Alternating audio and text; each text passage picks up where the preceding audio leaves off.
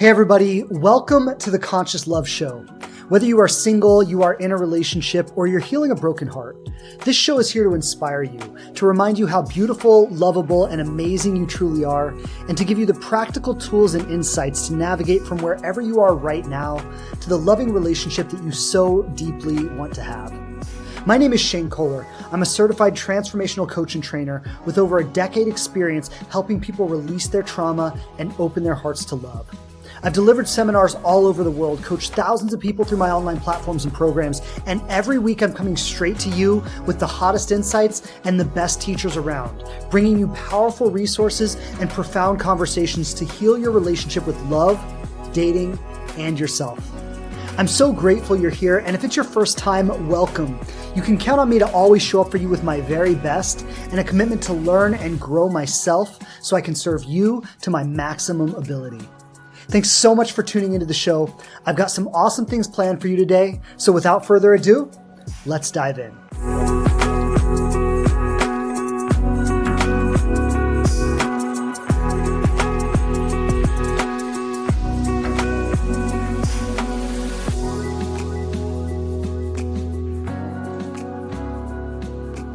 What's up, everybody? What's up? Welcome back to another episode of the Conscious Love Show. Shane Kohler here. Pleasure to be back with you today. So in today's episode, the title is, He's Not Showing His Interest. Should I Walk? And this episode is for anyone who, I could apply to a range of different people, but if you feel like you're in a situation where you're putting in more than you're getting out of it, if you feel like you're investing and the other person is not reciprocating, if you feel like you're more interested in it than they are, if you feel like you're putting in all the effort, but they're not putting in the same amount of effort, or if you feel like you're sitting around waiting to hear from them, when are they going to call? When are they going to text? Are they thinking about me? And they seem to just be off living their life oblivious to any of it, right? So if you've been or if you are currently in any of the above positions, then this episode is for you. And I think this is an important episode because there's a lot that is said out there about how it should be, about how it should look, about what's supposed to happen, about what's not supposed to happen. And I think the advice can be very confusing. I'll just say this. I've heard the way a lot of coaches talk about it out there. And they're like, oh, well, if a guy is interested in you, he's going to do this and he's going to do this and he's going to do this and he's going to do this. And if he's not doing this, then you should leave him. And I'm not saying that that advice is wrong necessarily, but I think it's very nuanced. And the thing about it is that when people are dating, it's a very vulnerable position, right? It's a very, very vulnerable position. It's a very confusing position because your expectations may not be the same expectations that somebody else has, right? The way you're looking at the situation may not be the same way that someone else is looking at the situation. And so if you're dating someone, I want to just start with this idea. If you're dating someone, whether you're you've been on one date with them, whether you've been dating them for several months, whether you've even if you've been with them for a year or something like that, there is no substitute for clear, authentic, vulnerable communication. There's just no substitute for that. There's no way around it. And if you have not had a heart-to-heart with the person, if you have not had clear discussions about what you're looking for, about what you want, about what you would like to see from them, about what makes you feel safe, right? If you haven't gone there with that person, then sitting back in your isolation and saying that, oh, well, they haven't done this and they haven't done that and they haven't done the other thing, you're really not even giving them a chance to. And that's what I'm going to want to explore today. I think there is something to be said for men taking the role of the pursuer. And let me just speak into that first, right? I think there is something to be said for men taking the role of the pursuer. And there are several reasons for that, right? Because one, I think dating is just inherently more vulnerable for women than it is for men. Women struggle with safety more than men do. That's just a fact, right? So I think there's something to be said for a man who understands that, who recognizes that and says, hey, I want to make you feel safe, right? Like I want to let you know that I'm here for you and I'm interested and I care and I want to explore this. And like, I want to make you feel safe to explore this with me. And I think that's huge. And I think that's important. But I also think that to expect a man to do that without giving him any sense of letting him know you want him to do that, letting him know that it's okay for him to do that, right? Inviting him into that with you. And there are different ways you can do that. And I'm going to speak into all of that today, right? But just sitting back again in like an isolated state, like I'm not going to make the move. I'm not going to call. I'm not going to text. I'm not going to do anything. If he wants me, he'll show up for me. I think that's just not true a lot of times, because there's a lot that's not being addressed there. And let's just talk about some of the things that are not being addressed there.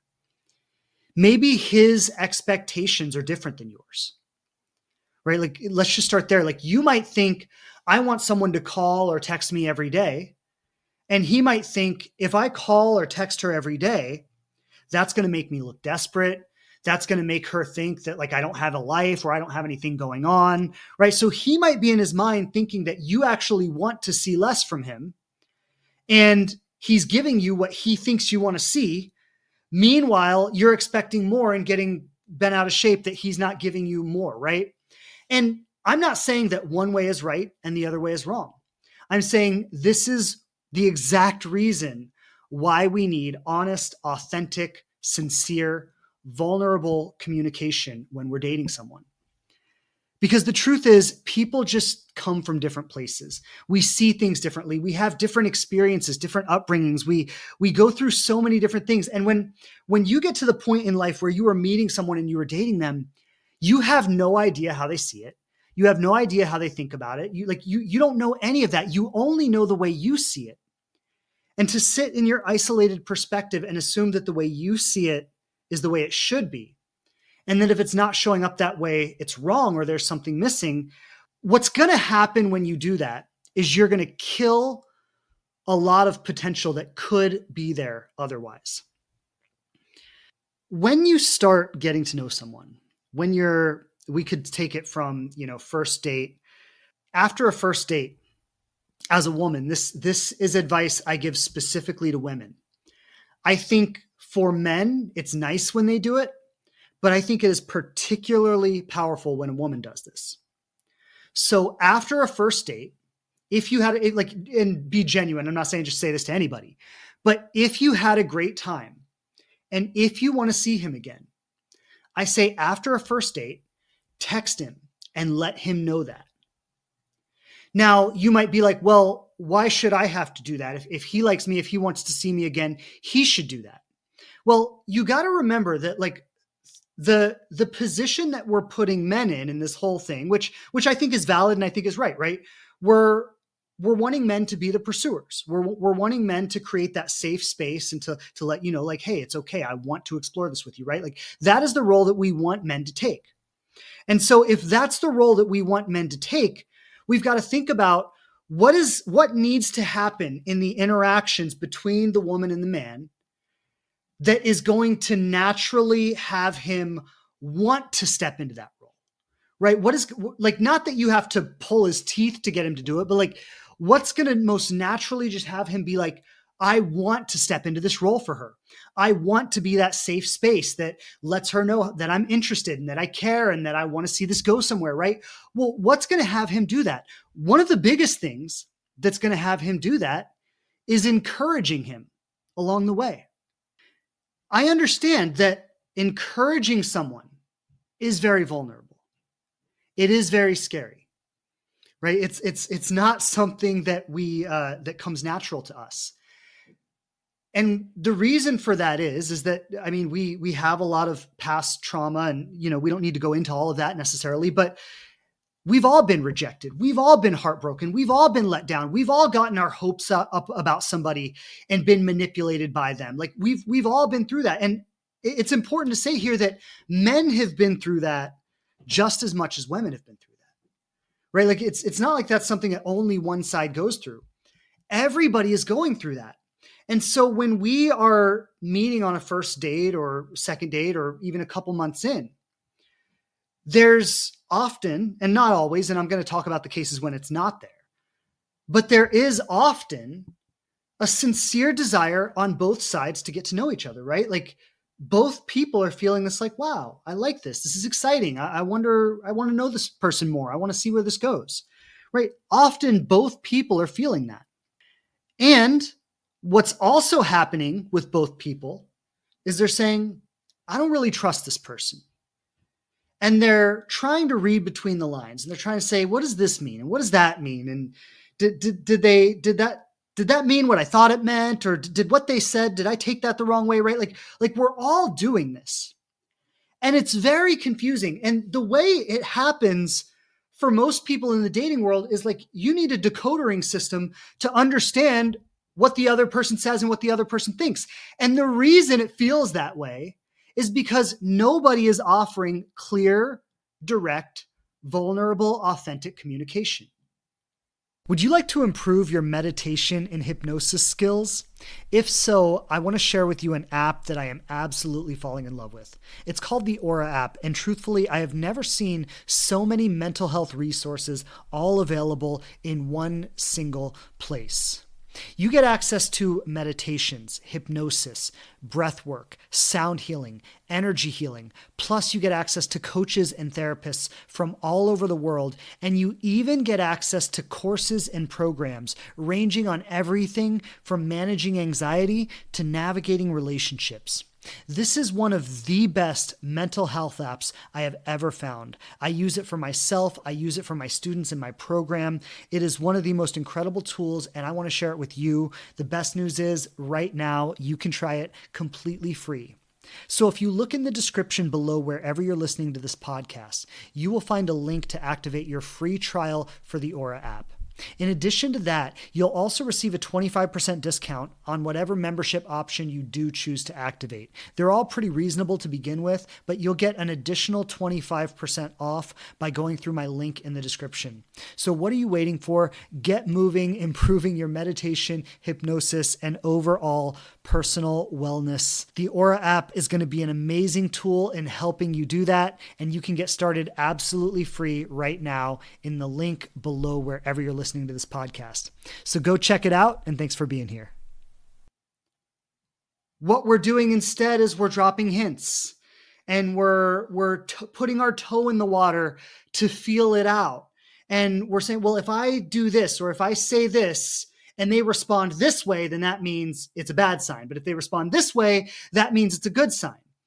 And we're playing all these kinds of weird ass games to try to solve some kind of mystery. And then the illusion is that we think we're going to solve the mystery. And then once we solve the mystery, we're going to be like, okay, now I know, now I feel totally safe in this relationship. And now I'm going to let myself go in it. But if you've noticed in your own experience, those kinds of weird games never really lead to that result, do they? No, they just lead to more and more confusion, more and more weird games. And even what often happens when we're kind of playing these games is the signals that we're sending someone to like kind of let them know we're interested, but we're only half-assed letting them know we're interested. We're not sincerely letting them know we're interested. These signals are often misinterpreted as lack of interest because like we're sitting there going like, is this person going to tell me they like me? Are they going to tell me they want to move forward? Are they going to tell me they want something more? And then they come out with some kind of half committal comment like, you know, you're cool. I really like you. Maybe we'll hang out sometime or what. I don't know. That's probably not the best example. But my point is when somebody is waiting for like something real, something solid, and all they're getting are these kind of half-assed responses, what's happening is they are making up in their mind that you're not that interested. And so, yes, we want men to step into this role of pursuing and like calling and planning dates and planning things.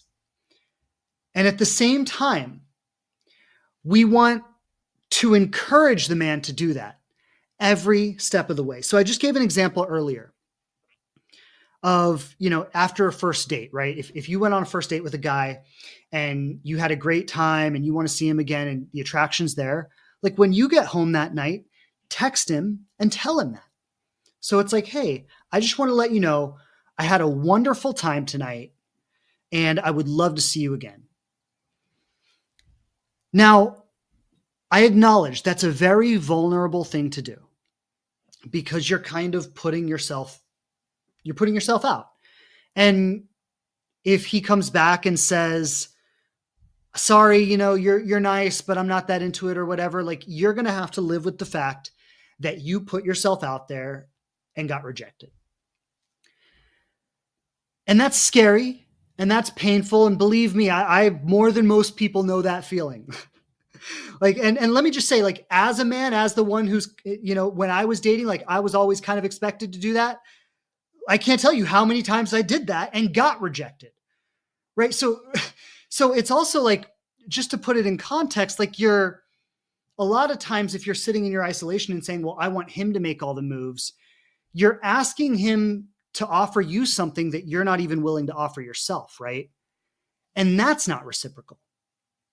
So yes, I know what it feels like to be like, hey, I really like you, and to get rejected. I know what that feels like. That feeling sucks.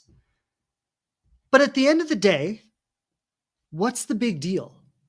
This is where we've got to look a little deeper at what's really going on for us, that we can't even face a simple rejection. And this isn't a judgment, this isn't a criticism, but it's just a curiosity question. Because rejection comes with the territory, and not even in love, in life. You want that promotion at work, you might get rejected, right? Like, it's just everything in life requires you to put yourself out there. Sometimes it's a yes, sometimes it's a no. And powerful people just get that. They just recognize that, and they just learn to come to terms with rejection. So if you send that text, hey, I really liked you, had a great time, I'd love to see you again. And they say, hey, you're awesome, great getting to know you, I don't think I want to take this any further. Or maybe they even ghost you. Maybe they don't even respond at all. And now you're left with, oh, that hurts. Ooh, that feeling that right in the center of your chest. You know what that feels like, right? Or maybe it's in your stomach for some of you, right? But it's that feeling, and it doesn't feel good. And then let's put it in context. Because let's say this was a first date. 2 weeks ago, you didn't even know the person. Like before they showed up on your dating app or whatever, like you'd never even heard of them. So the fact that some stranger in the world doesn't want to be with you isn't really that big of a deal. So it's not even the situation itself that's really a problem. The problem is what you do with that situation in your mind, the story you tell yourself about that situation in your mind. Oh, well, they don't like me, and if they don't like me, someone else isn't going to like me, or what's wrong with me, or I'm ugly, or I'm unattractive, or I have a bad personality, or I don't know how to connect with people, or I'm awkward, and like whatever. I mean, but you start telling yourself a story in your mind of your own inadequacy, of your own incapability, of your own unlovability. And if you really look, that story is not just something you're telling yourself in this isolated situation. If you're honest, there were elements of that story there even before you went on the date. And even after you've forgotten about this situation, there are still going to be elements of that story there. And when you go on your next date, there are going to be elements of that story. So the elements of the story, this kind of narrative that you're running in your mind, convincing yourself of your own inadequacy and your own unlovability, that has nothing to do with that person. It has nothing to do with being rejected. It's actually just a constant thread that kind of runs in the background throughout your life. And yes, if we looked at your childhood, we could say, well, maybe there were certain things you didn't get from your mother or your father that caused you to start developing that narrative. Or we could say that when you were in middle school or high school and you started, having a crush on the boys or the girls in class, and you started to interact in that way, and certain things happened that caused you to develop this narrative, right? So of course there are causes for it. There are reasons for it. But the point is that this has nothing to do with your life right now. It has nothing to do with the person you are right now. It has nothing to do with the person you're dating. This is a thread that has been running through your life from a very, very long time ago. And as that thread continues to run through your life, it actually becomes a self-fulfilling prophecy. Because that thread running through the background is what causes you to withhold your authentic, sincere, vulnerable communication. It's also what causes you to withhold like the things that are amazing about you, right? You're like, I'm going to tell this joke. And then you're like, oh, no, I'm not going to tell the joke because it might not be well received. Right. Or I'm going to point out this or that, or make a comment. And then like, oh, well, like you're filtering yourself, right? Everything that comes to your mind, you're like filtering. Is that okay? Is that not okay? Because you're afraid to really let yourself out, because you're afraid that who you are authentically is not going to be received, is not going to be loved, is not going to be accepted. And so this is the real problem. This is the real problem. And as long as this thread is running in the background, it's going to continue to show up in that kind of non-committal, lukewarm sentiment where you're never really invested with anybody. You're never really meeting anybody as a real human being. It's going to become a self-fulfilling prophecy, because the experience that people are going to have with you is like, wow, they were cool. They were nice. I had fun, but there was just something missing. Like just didn't really connect the way I wanted it to. And the reason people are left with that experience is because they're not getting all of you. They're getting a filtered, watered down version of you. So while they might think you're attractive, while they might think you're funny, while they might think you're cool, while they might see certain qualities about you that are really great, that deep level of like, is just, it's not there. They're not connecting the way they want to. And so if you're asking yourself the question, should I walk, right? This relationship isn't going the way I thought it would. It's not, they're not making the effort. They're not giving me the attention. They're not calling and texting enough. They're not planning enough dates. They're not bringing up conversations about the future, whatever. Like, my first question would be, have you really connected with them and had like a sincere heart to heart? And if you say no, if you say I really haven't, like have you, when I say heart to heart, let me explain that a little bit further. Have you been really vulnerable with them? Have you been honest about what you want? Have you asked them for what you want? Have you let them know how you feel about them? Have you said like, listen, I really like you. I think you're amazing. Like, I would sincerely like to explore a real relationship with you. And if you haven't, then I just simply need to point out that you have no idea how they would respond if you did. You might have all kinds of stories in your mind. Oh, well, I could only do that if this happens, or if that happens, or if the other thing happens, right?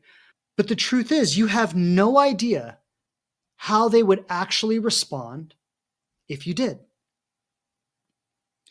And there's the story in your mind that says, well, I can never do that until it feels totally safe to.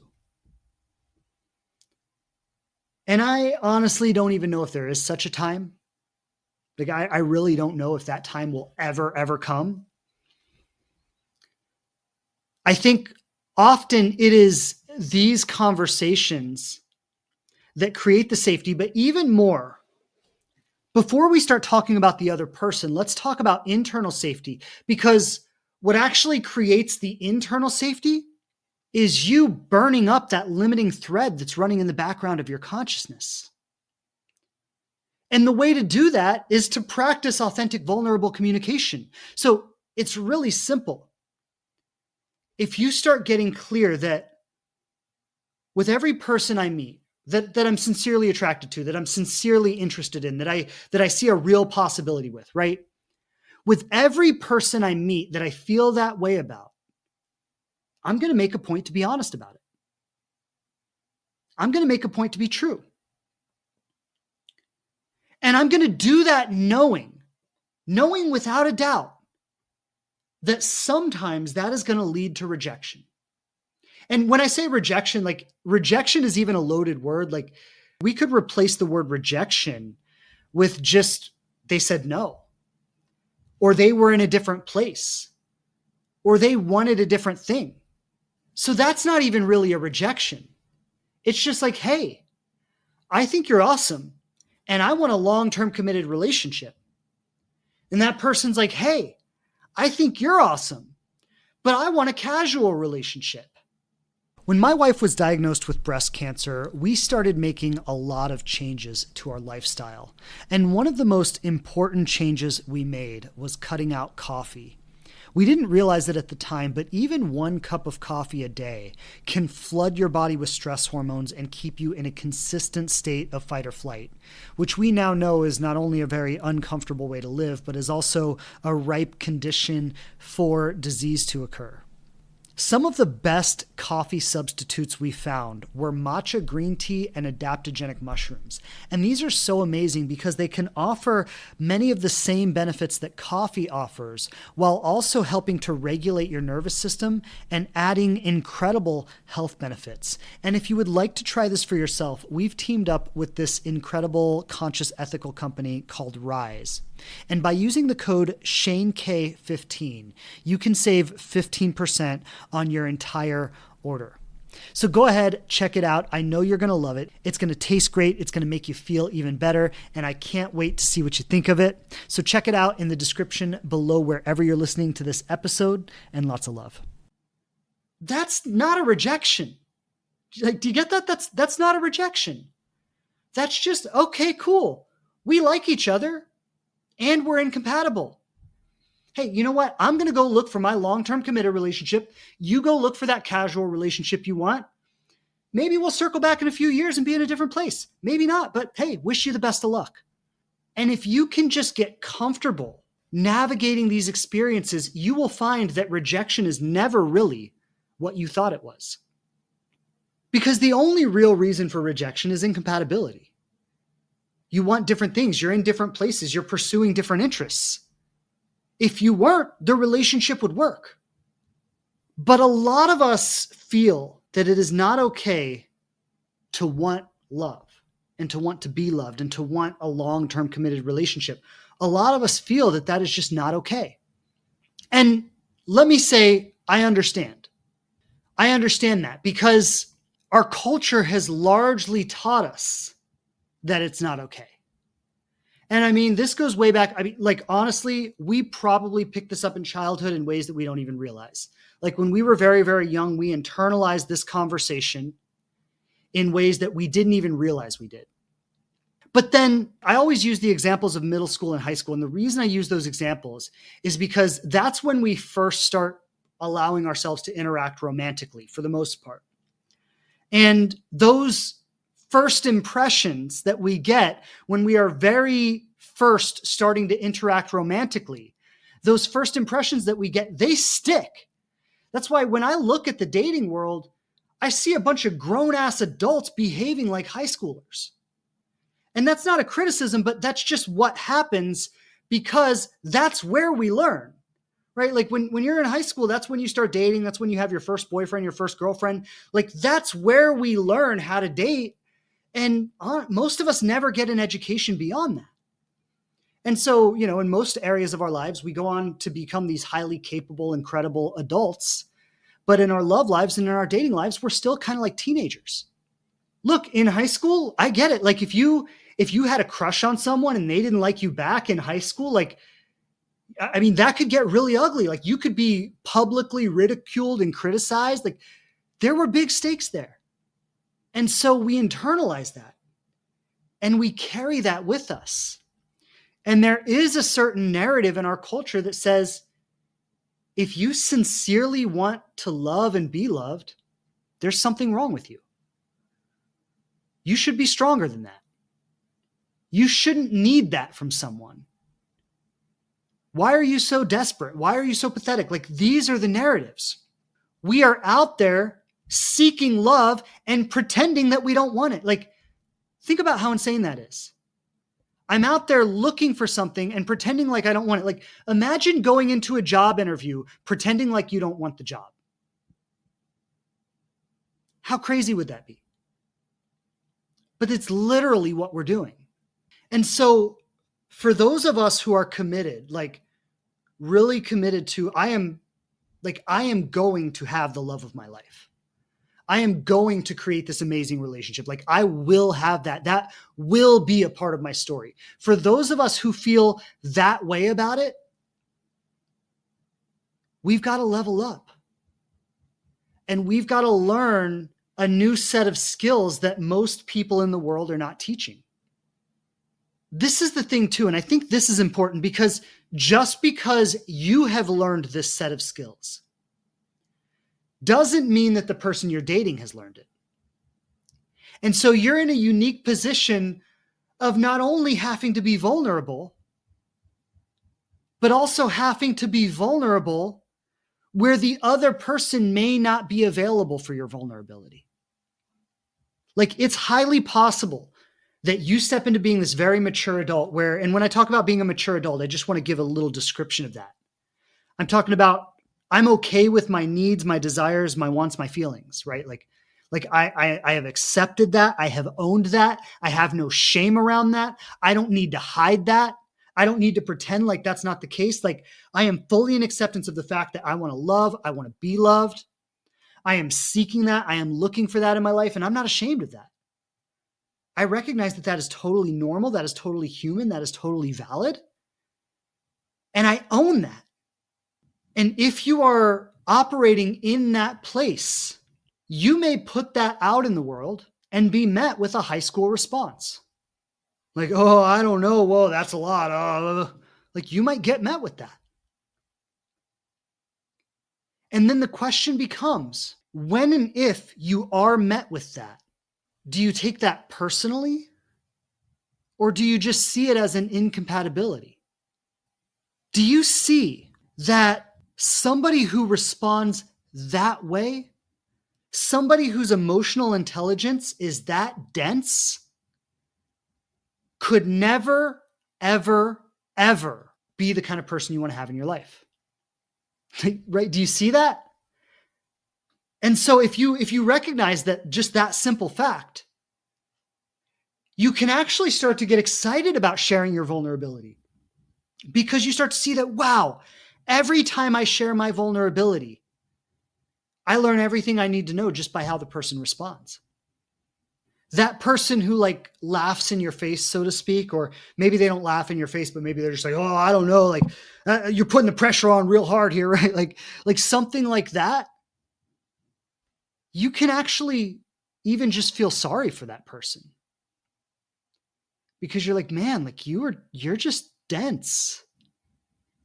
You lack the ability to connect with someone on a real level. Like when someone is real with you, it scares you away. Like that sucks for you. I'm sorry that you have to go through life like that because that's a painful and lonely way to live. Like when you get clear about who you are, you can start to actually see other people for who they are and not take it personally. But as long as you're not okay with who you are, as long as you're insecure about who you are, you're going to take other people's opinions of you very personally. You're going to withhold and hide your authenticity, and you will become a self-fulfilling prophecy. Because that withholding will cause you to show up to relationships in a way where you invite yourself to be manipulated by toxic people, and people who are sincerely looking to connect with you are going to say, I just don't get the connection I'm looking for here. So going back to the topic, he's not showing his interest. Should I walk?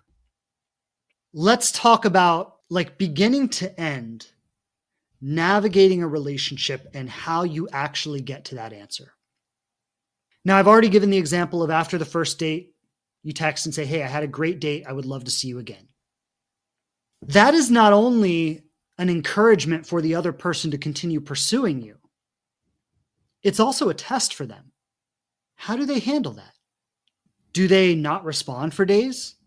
Do they give you some kind of half-assed response?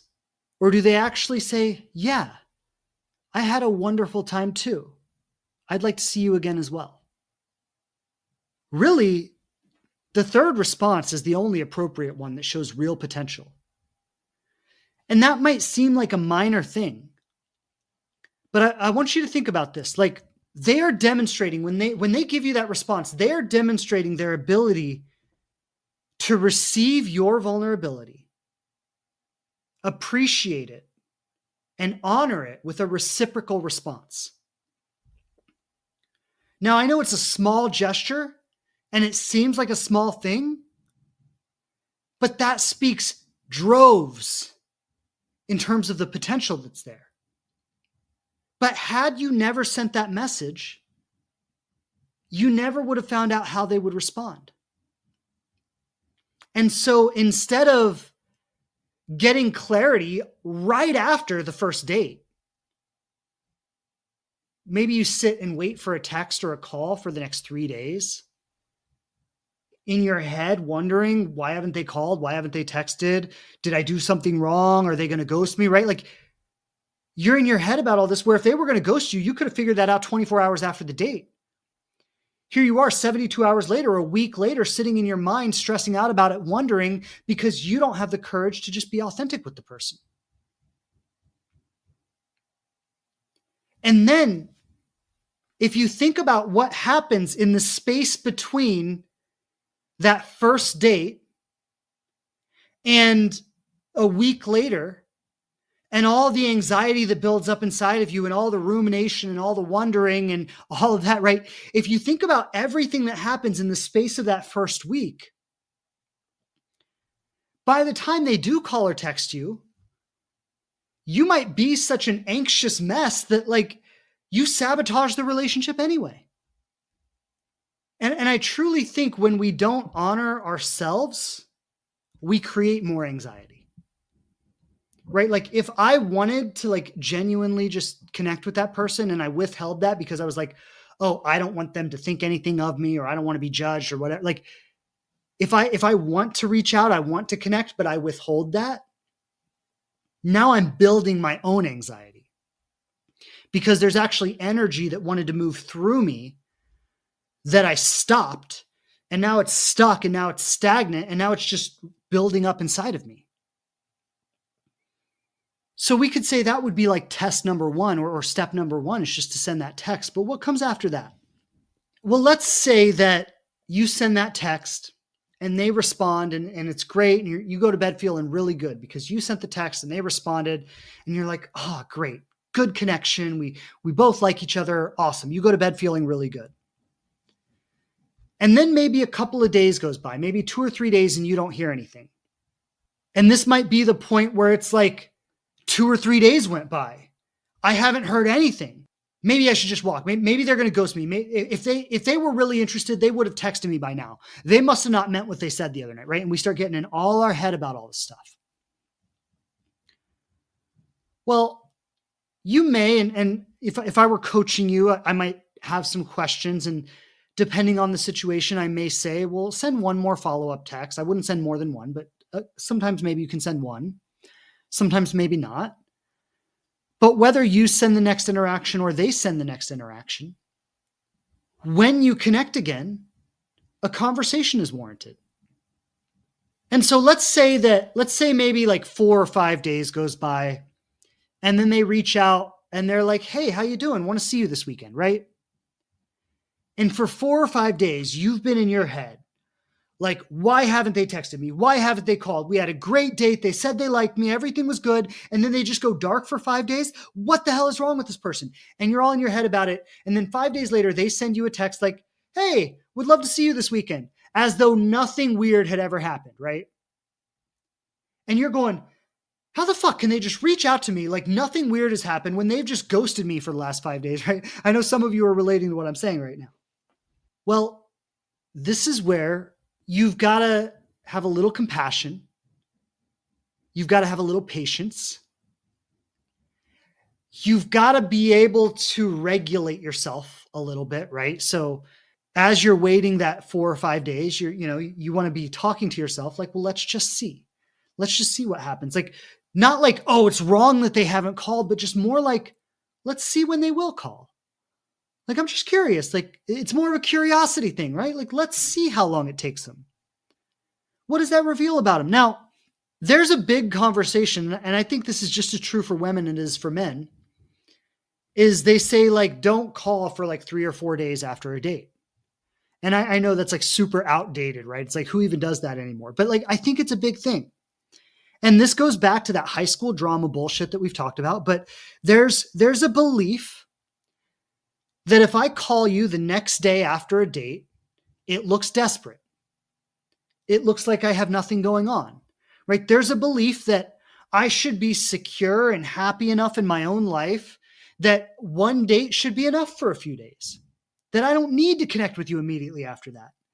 And then I can go and be out in my life and be doing my things. And then, maybe a few days goes by and then it's more appropriate to connect. I think as we become more emotionally intelligent as a society, not just as individuals, but as we become more emotionally intelligent and as we start to really understand and respect how vulnerable dating is and how anxiety provoking it is, I think people are starting to get it more and more that no, you actually don't need to act like it's all cool. It's actually kinder to reach out to the person. And I think more and more people are understanding that, and more people are doing that. But there are still a lot of people that don't. And if the person reaches out 4 or 5 days later, honestly, I think that is socially acceptable. Is it ideal? No, it's not ideal. Ideal would be someone who is emotionally intelligent enough to say, this person is probably sitting around waiting for my text, and I want to do the kind thing and let them know that I'm thinking about them, right? That is the ideal thing. But I do think 4 or 5 days is socially acceptable. 2 weeks is not socially acceptable. If they wait 2 weeks, I think that's a red flag right there. But given that this person may very well have been thinking about you that entire 4 or 5 days, and they just wanted to wait an appropriate amount of time because they didn't want to look desperate, or they didn't want you to judge them, or they didn't want you to think that they had no life outside of you. In the same way that you would want them to be compassionate about the fact that you were anxiously waiting to hear from them, well, you could also be compassionate about the fact that they were afraid of looking desperate in front of you. And this isn't a good, bad, right, or wrong thing. It's just something that needs to be discussed. It's just something that requires, as I've said many times today, authentic, vulnerable communication. So let's say 4 or 5 days later, they reach out, hey, what are you doing this weekend? I'd love to see you again. I wouldn't bring it up on the spot. Like that would be kind of a nasty thing to do, right? I haven't heard from you in 4 or 5 days, right? Now, this person is like probably doing their best. They think they're doing the right thing. And the immediate response is like, no call 4 or 5 days. What's wrong with you? Like, no, that's an asshole move. I would respond very happily to that person. I'd say, yeah, I would love to see you this weekend. That'd be great. What did you have in mind? Blah, blah, blah. You set something up. You make plans. Then on the date, I would bring it up. And I wouldn't even bring it up first thing. I'd bring it up later in the night, right? Like you don't want to make it seem like it's a huge deal, because honestly, it's not a huge deal. This is all very, very normal stuff. It's not a huge deal. But just because it's not a huge deal doesn't mean it shouldn't be addressed. Because if you don't address it, well, now you're just allowing the behavior to continue. Now you're letting them think that that's the right thing to do. So it needs to be addressed. And on that date, I might say something like, hey, we had a great time on our first date, and I noticed that I didn't hear from you for like 4 or 5 days afterwards. What was that about? Not a judgment, not like, it's really a dick move that I didn't hear from you in 4 or 5 days. No, it's a curiosity question. I'm curious. I want to know. I'm not assuming that I already know, right? I'm just curious, like what was going on? And maybe they say, oh, I was just really busy at work, or my family was in town, or I don't know. I thought maybe I should give you a few days. I didn't want to look desperate. Like they might say any number of things. And what they say doesn't really matter, because their reasoning isn't important. What's important is that you bring up the conversation so that you can share your truth, and so that you can ask them for what you need. So, I was busy at work. My family was in town, blah, blah, blah. You're like, okay, that's cool. I get that. But I would like to be honest with you about something. Is that when I'm getting to know someone, I do appreciate consistency. Like it means a lot to me when someone can be consistent with me. And you know, this part that I'm about to say would be more of a personal preference. So some people would like to hear from someone every day. Some people would like to hear from someone maybe every couple of days. So it's very much a personal preference, but this is where you would ask for what you need from the person. Right? So you'd say, when I'm getting to know someone, like I really appreciate consistency. It means a lot to me when someone can be consistent with me. And I know you have a busy life and I'm not trying to, disrupt your life or anything, but if you could just like shoot me a text every day, I'd really appreciate that. Even if it's just good morning or good night or something, but just, let me know that you haven't forgotten about me. That would mean a lot to me. Hey there, if you've made it this far in the episode, then I want to jump in with a special invitation for you. You've probably heard me mention Inspired Love at least once or twice on the show, and Inspired Love is my private coaching program.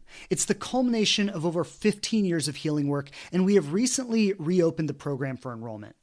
Through an in-depth exploration in all 4 dimensions of human experience, that's body, mind, emotion, and spirit, the process allows you to bring balance to anxious, avoidant, or disorganized patterns, to heal and somatically release childhood trauma, to grow spiritually, and to approach intimate relationships from a healthy, emotionally regulated, and secure place.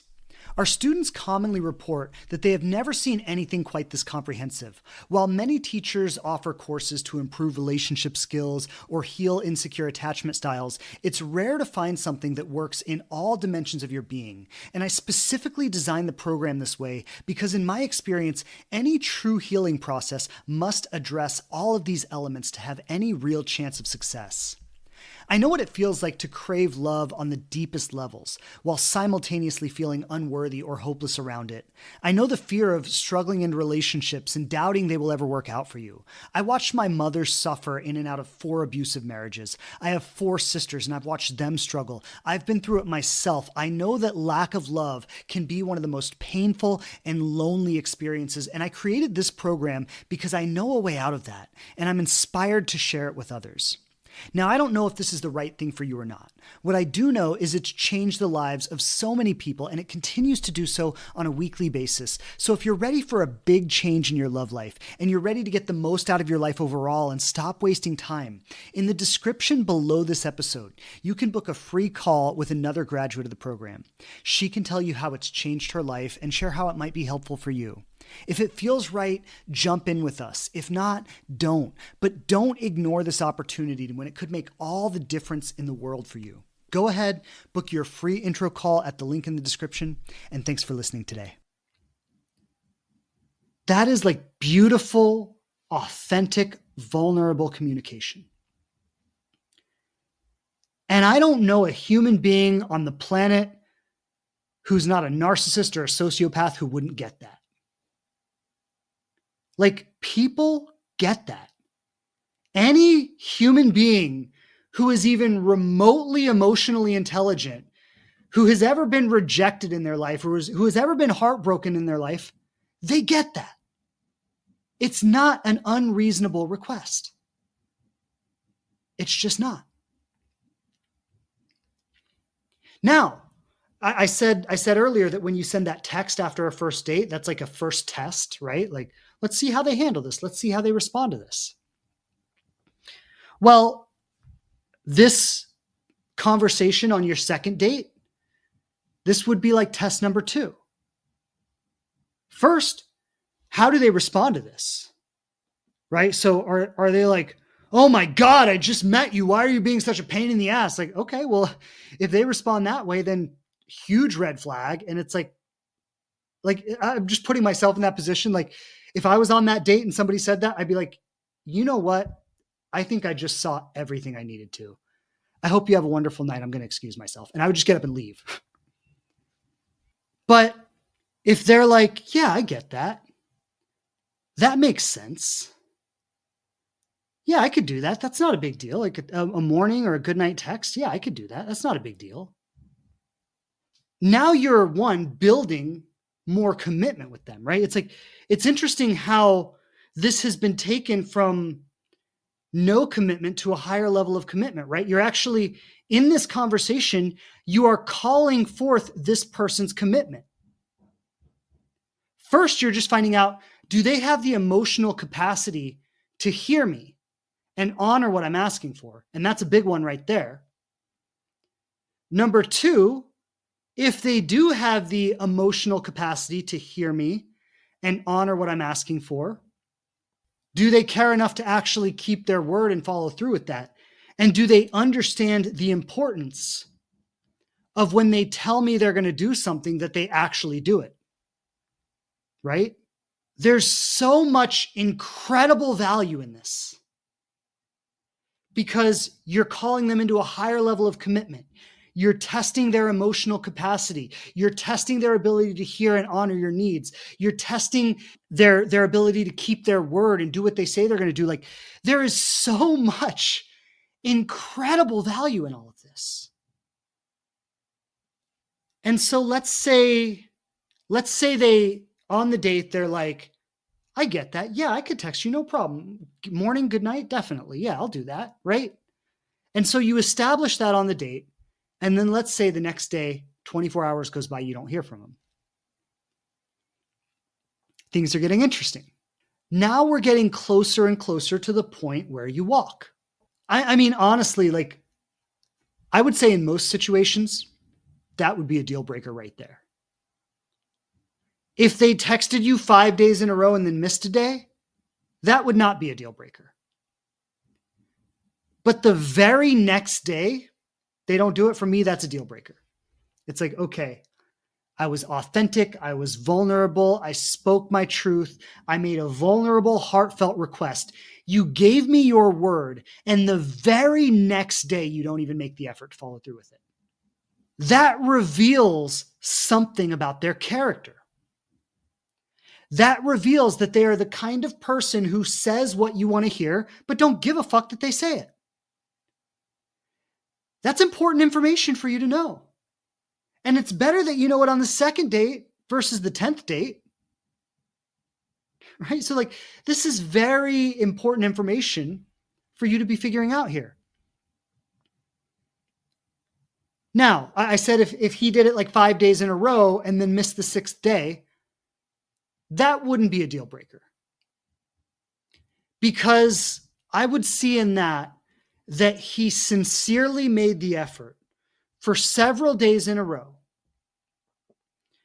And on that 6th day, I would just be curious. And honestly, if he missed one day, like if he did 5 days, missed one day, and then picked up on the 7th day and just kept with it, it might not even be worth mentioning. Because he's sincerely making the effort, and people make mistakes sometimes. Maybe he just had a really busy day. Maybe he got caught up. Like, it's not about being a ball buster, right? Like, it's not about like, I caught you slipping. Like, it's not like that. Like, be compassionate, right? This is a loving relationship. If you end up married to someone, they're going to make so many mistakes, and you're going to have to constantly forgive them. So it's not about being a ball buster, but it's about getting clear about the kind of character the person has.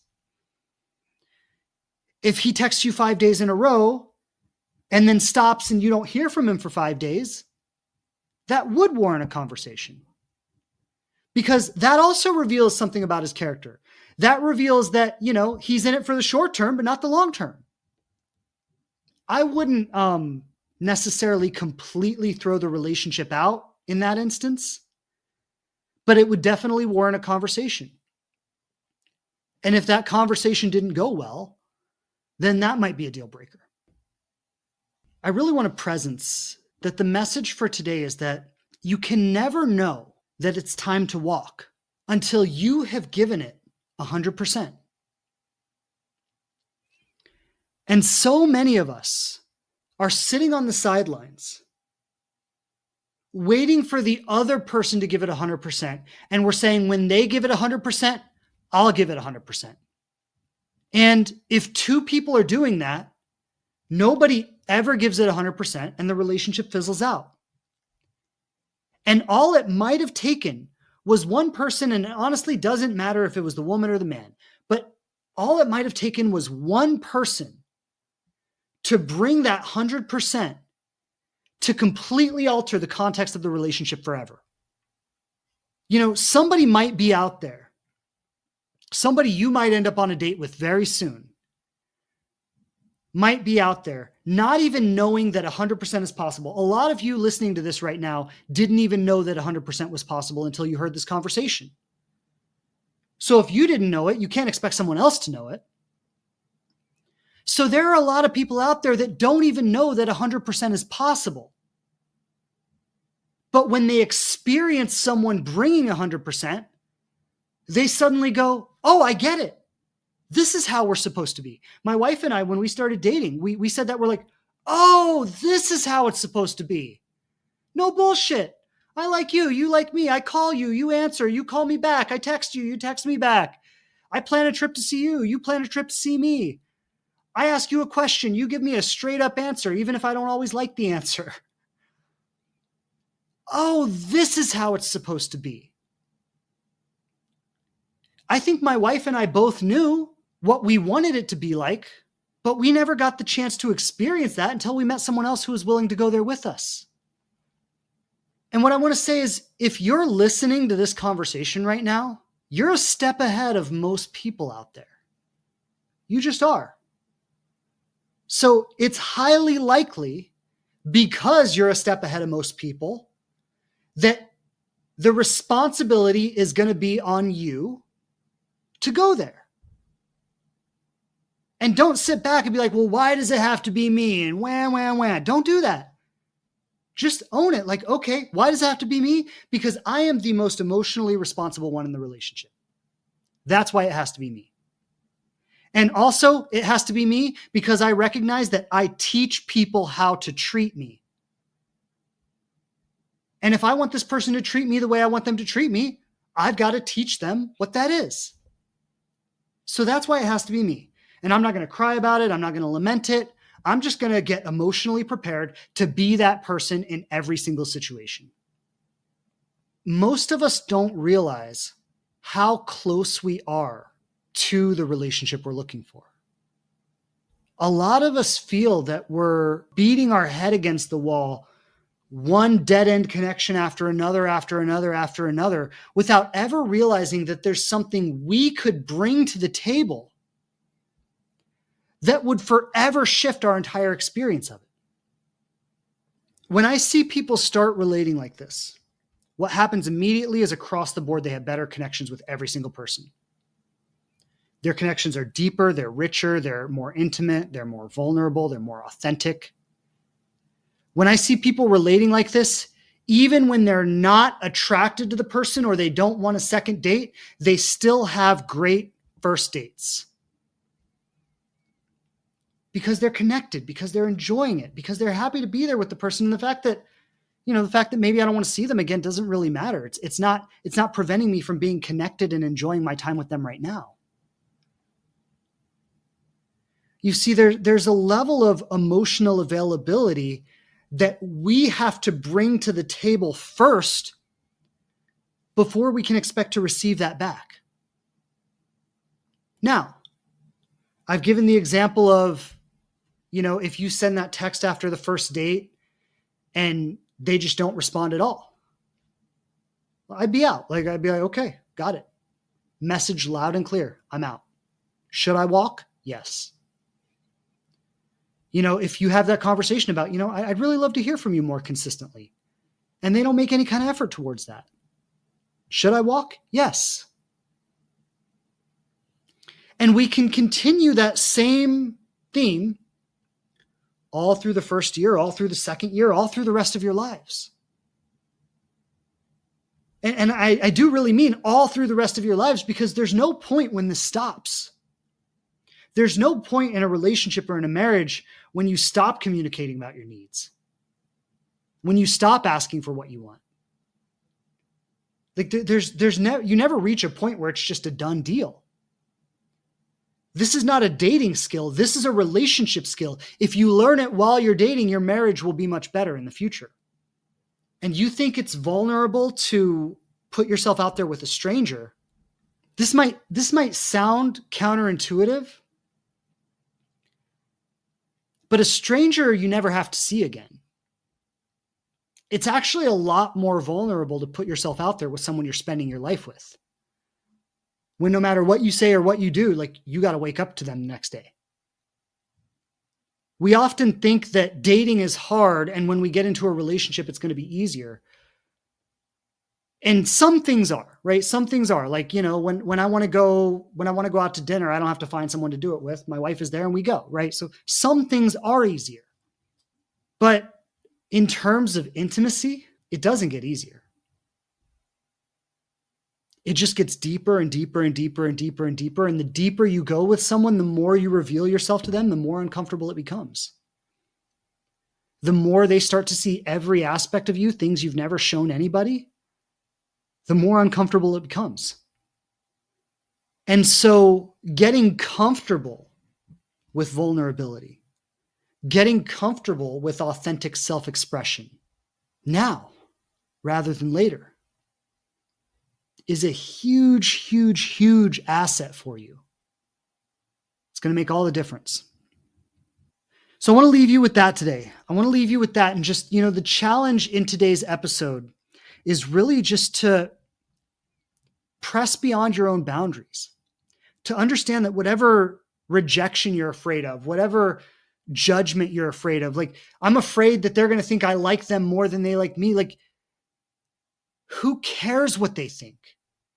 They could think you're a purple elephant for all you care. If it's not compatible, you're never going to see them again. And if it is compatible, they're going to learn a lot more about you than just that. So there's nothing to hide from. There's nothing to be afraid of. It's just simply getting comfortable with owning and expressing all of your truth and not adjusting that for anyone. Some of us are comfortable expressing our truth 90% of the time. And when we get attracted to someone, we can no longer do it. This is stepping into I am me 100% across the board with everyone.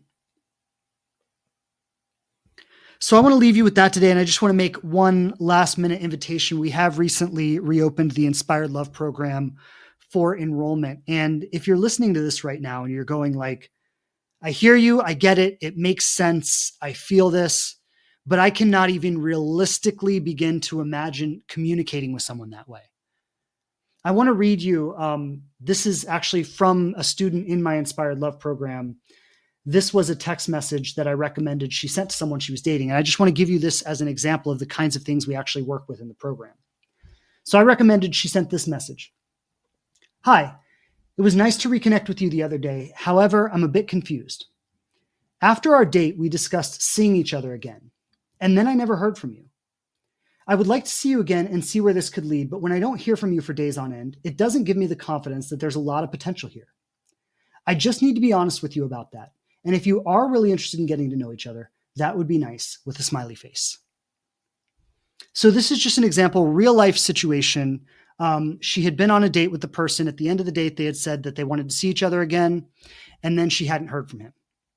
Now, I want to be clear. There wasn't like, oh, well, I'm going to call you tomorrow or anything like that. It was just generally, yeah, it'd be nice to see each other again. And so because there had never been this kind of communication on the table, I said, before you walk away, you got to put it out there.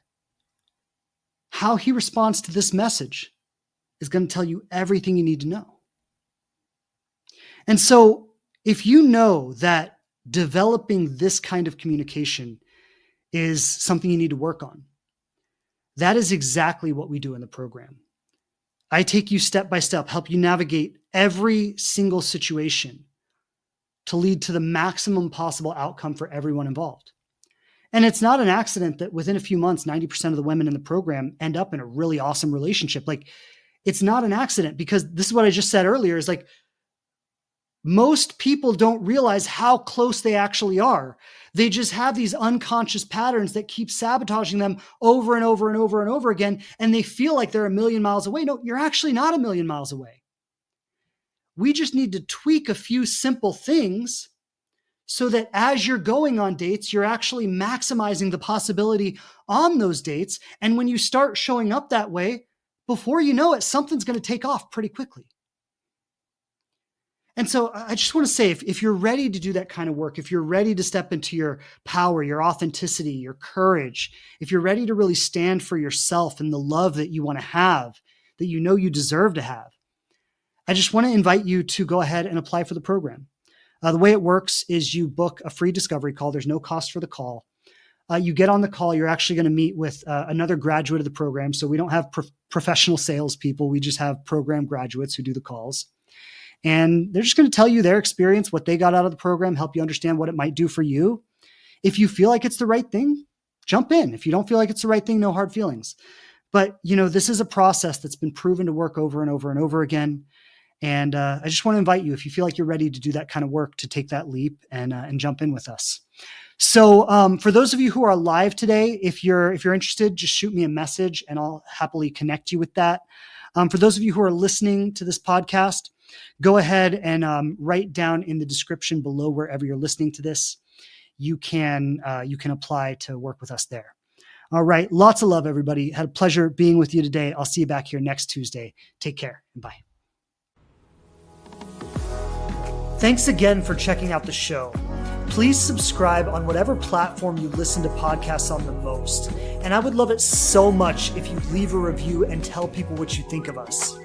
Don't forget to follow us on Instagram @TheLivingRelationship to connect more closely. And I'm grateful to be supporting you on your journey to love.